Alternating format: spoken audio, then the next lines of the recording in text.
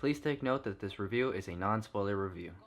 A woman named Diana trains her whole life to become an Amazon warrior when suddenly a man crashes into her life, tells her and her people of the conflict known as the War to End All Wars. Diana feels it is her responsibility to go on this epic adventure and put this cause to an end.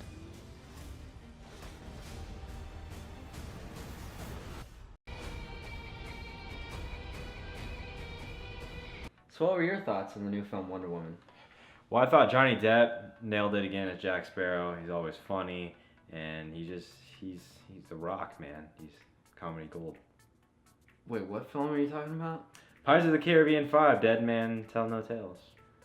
That's not the movie that we're reviewing today. So I thought Patty Jenkins did a great job with the character of Wonder Woman. I thought the film was very solid overall. This might be the one that gets the most love from all angles of movie-going society. It won't be, in other words, it won't be as divisive as Batman vs Superman, Man of Steel, and Suicide Squad were. Although I love those movies. Gal Gadot, her performance was really good. I wasn't really sold on her in Batman vs Superman. I didn't hate it. It's just she didn't really give me reason to think she's perfect yet either. Although I did like it. In this movie, she solidifies herself as Wonder Woman, which was really great. It's definitely one of the best origin films of any superhero movie that we've had lately.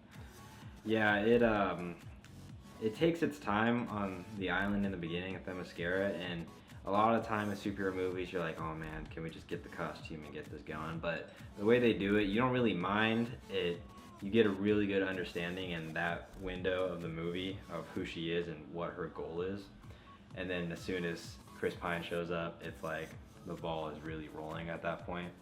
And then it does take a while for you to see her in the suit, but everything leading up to it, it's like you don't mind waiting that long, because everything leading up to it, it's like you understand why it's there and you're kind of entrenched in what they're doing.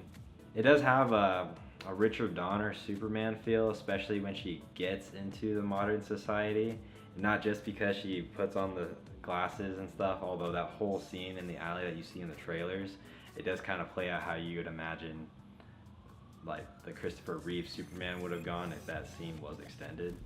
It's definitely its own movie as well. It's not, it has its references to the rest of the DC universe without it actually having to hinder on the Wonder Woman story.